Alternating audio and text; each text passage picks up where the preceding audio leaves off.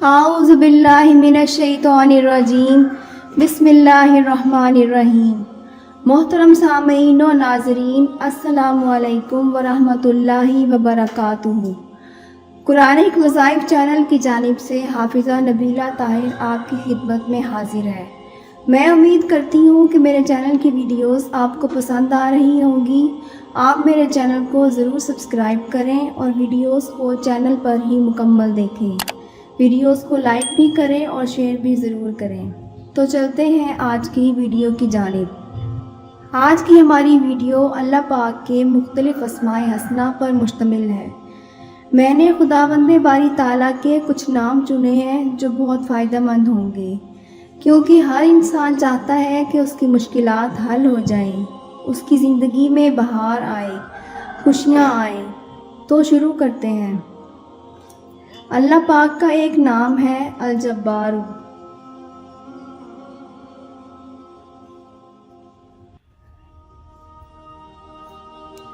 الجبار اس کا مطلب ہے مجبور کرنے والا، مسلط کرنے والا، دی کمپیلر، دا ریسٹورر، کسی چیز کو ریسٹور کرنے والا اور کمپیل کرنے والا، مجبور کرنے والا۔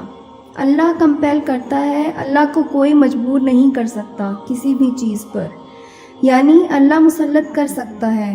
وہ کریٹر ہے، ہمارا رب کریم ہے۔ کسی عالم دین نے مجھ سے کہا تھا کہ اگر کوئی بندہ کسی بری عادت میں ملوث ہے اور اس سے وہ چھوٹ نہیں رہی تو وہ اللہ کو اس اسم پاک سے پکارے، یعنی اے الجبار پلیز کمپیل می ٹو لیو دس، کیونکہ اللہ پاک کو یہ بات بہت پسند ہے کہ اسے اس کے ناموں کا واسطہ دیا جائے۔ ہمیں بھی یہ وسیلہ لینا چاہیے، کیونکہ نبی اقدس صلی اللہ علیہ وآلہ وسلم اللہ کے ناموں کا وسیلہ لیتے تھے، اور اللہ کے جو نام ہیں ان کا ایک خاص مقصد ہے، جیسے الجبار ہے دا کمپیلر، یعنی مسلط کرنے والا، مجبور کرنے والا۔ مثال کے طور پر ایک بندہ ہے، اس سے فجر کے وقت نہیں اٹھا جاتا، اس نے بہت کوشش کی، تو وہ یہ دعا کرے کہ او الجبار please compel me to wake up for Fajr, کہ یا اللہ، یا الجبار مجھے مجبور کرے کہ میں فجر کے وقت اٹھ سکوں، مجھے مجبور کرے کہ میں نمازیں شروع کر دوں۔ پھر آپ دیکھیں گے کہ اللہ پاک کس طرح آپ کو جواب دیتے ہیں، کیونکہ یہ بات اللہ کو بہت پسند ہے۔ جتنا کسی کے پاس اللہ کا نالج ہوگا، وہ اس نالج کی بنیاد پر اللہ کو پکارے گا، تو اللہ سبحانہ و تعالیٰ اتنی ہی اس کی قدر کرے گا۔ کیونکہ اس کے پاس اللہ کے ناموں کا علم ہے۔ اللہ کے ناموں میں بڑی طاقت ہے۔ اللہ کے سارے نام الگ الگ خصوصیات کے حامل ہیں۔ تو اسی طرح الجبار کے بعد ہے القہار۔ القہار کا مطلب ہے ہمیشہ مغلوب کرنے والا، دا ایور ڈومینیٹنگ۔ جب بندہ کسی مسئلے میں پھنسا ہو اور اسے لگ رہا ہے کہ کوئی دوسرے اسے ڈومینیٹ کر رہے ہیں، خاص طور پر اس کے دشمن، کسی بزنس ڈیل کا معاملہ ہے، تو پھر اللہ کو بندہ القہار کے نام سے پکارے، دا ایور ڈومینیٹنگ، کہ اے اللہ تو ہی ایور ڈومینیٹنگ ہے، کبھی بھی میرے دشمن مجھ پر غالب نہ آ جائیں، میں تیری حفاظت میں آنا چاہتا ہوں، میں القہار کی حفاظت میں آنا چاہتا ہوں۔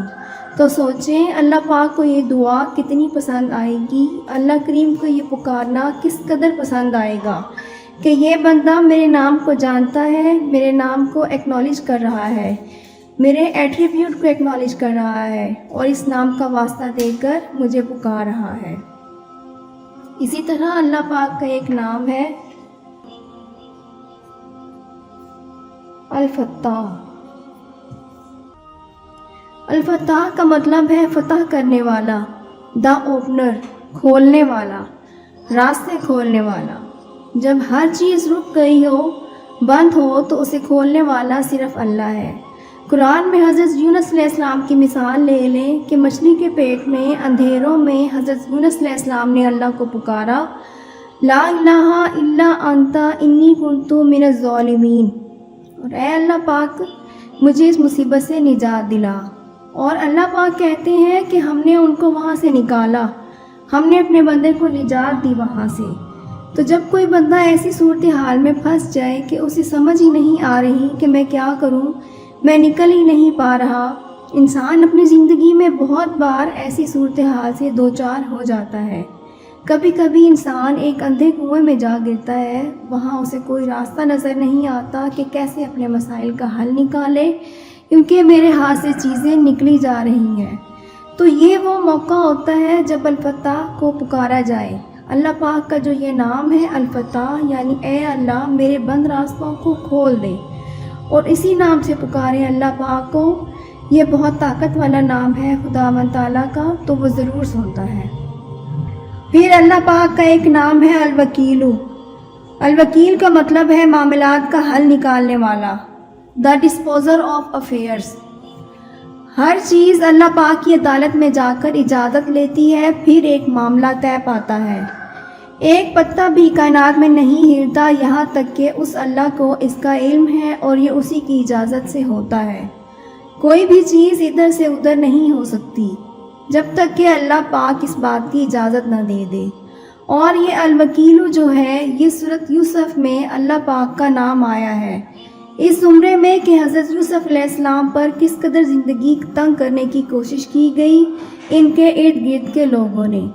پھر زلیخا کا پورا واقعہ، جس طرح اس نے آپ کو بدنام کرنے کی کوشش کی، جیل میں بند کروا دیا گیا، لیکن آخر کار کامیاب پھر حضرت یوسف علیہ السلام ہی ہوئے، کیونکہ معاملات کو حل کرنے والی ذات کے ساتھ ان کا تعلق تھا۔ اور لو لگ گئی اللہ پاک سے۔ جس نے اللہ کو پکارا، جس کا توکل اللہ تعالیٰ پر ہے، اس کو کبھی اللہ مایوس نہیں کرتا۔ اس سب کا دار و مدار صرف رب کریم پر بھروسے پر ہے۔ پھر معجزات ہوتے ہیں۔ اگر مثال کے طور پر آپ کی دعا قبول نہ بھی ہو تو اللہ پاک آپ کو ایسی طاقت عطا کر دیتا ہے، ایسی قوت عطا کر دیتا ہے کہ انسان بڑی سے بڑی مشکل بھی پار کر جاتا ہے۔ لیکن اس بات کو صرف وہی محسوس کر سکتا ہے جس نے اس کا تجربہ کیا ہے۔ جیسے بہت سی چیزوں کا تجربہ میں نے کیا اپنی زندگی میں، جو مانگا ہمیشہ ملا، کبھی نہیں ملا تو اس پر صبر کیا۔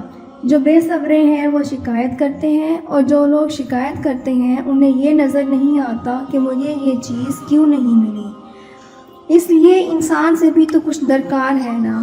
انسان بس یہ کہتا ہے کہ نہیں نہیں، سب اللہ نے کرنا ہے، اسی نے سب کرنا ہے، مجھ سے تو کچھ نہیں ہوتا، نہ میں نے صبر کرنا ہے نہ شکر کرنا ہے، میں نے کچھ نہیں کرنا، سب اللہ نے کرنا ہے۔ یہ تو پھر چراغ کے جن والا معاملہ ہے۔ یہ جن والا تصور نہیں ہونا چاہیے، الادین والا واقعہ نہیں ہے کہ چراغ رگڑا، ہاتھ اٹھائے کہ یا اللہ مجھے مرسڈیز دے دے، تو بس 5 منٹ میں مرسڈیز سامنے ہونی چاہیے، نہیں ہوئی تو اللہ سے ناراض۔ یہ سوچ نہیں ہونی چاہیے، لیکن بدقسمتی سے ہمارے نوجوانوں کی یہی سوچ ہے کہ جو مانگا ہے بس ابھی دیں، ابھی اسی وقت دے دیں، نہیں دیا تو میری دعا قبول نہیں ہوئی۔ تو بہت سی چیزیں ہمارے ذہنوں میں درست ہونے والی ہیں۔ اس کے بعد ہے الرشید۔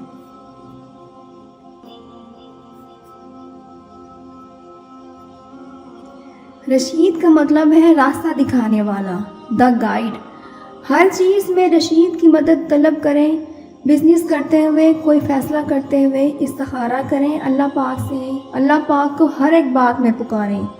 ہمارے نبی کریم صلی اللہ علیہ وآلہ وسلم نے صحابہ کرام رضی اللہ عنہم کی ایسی تربیت کی تھی کہ وہ اپنے جوتے کا تسمہ تک اللہ تعالیٰ سے مانگتے تھے۔ کوئی چھوٹی سی چھوٹی چیز انہیں مانگنی ہوتی تھی تو وہ صرف اللہ سے طلب کرتے تھے۔ اللہ تعالیٰ کے مقرب بندے تھے، انہیں اللہ تعالیٰ کے قریب ہونا تھا، ان کا مقصد ہی یہی تھا۔ ہم سے اللہ پاک کس قدر قریب ہے، اس بات پر غور کریں، اور اگر دور ہے تو اس کی وجہ کیا ہے؟ اللہ دور ہوتا چلا گیا یا ہم اپنے معبود حقیقی سے دور ہوتے چلے گئے؟ یہ فاصلہ کس کی طرف سے ہوا ہے؟ تو یہ اللہ پاک کے بہت آزمودہ نام ہے۔ اب میں آپ کو کچھ ایمان افروز حدیث سناتی ہوں اللہ کے بارے میں۔ حدیث قدسی ہے۔ حدیث قدسی وہ حدیث ہوتی ہے جو خود اللہ پاک کے الفاظ ہوں۔ حضرت ابو ہریرہ رضی اللہ عنہ سے مروی ہے، اللہ پاک فرماتا ہے میں ایسا ہوں جیسا میرا بندہ میرے بارے میں گمان کرتا ہے۔ اگر وہ مجھے اپنے آپ میں یاد رکھتا ہے تو میں اسے اپنے آپ میں یاد رکھتا ہوں۔ تصور کریں جو بندہ اللہ پاک کو یاد رکھتا ہے، اسے پکارتا ہے، اس سے باتیں کرتا ہے، یا نماز میں اسے پکارتا ہے، یا ویسے ہی ہاتھ اٹھا کر اللہ سے دعا کرتا ہے، تو اللہ پاک اسے جواب بھی دیتے ہیں اور رب کریم اسے یاد بھی رکھتے ہیں۔ پھر وہ کہتا ہے کہ اگر وہ اپنی محفلوں میں مجھے یاد کرتا ہے تو میں ان سے برتر محفلوں میں ان کا ذکر کرتا ہوں۔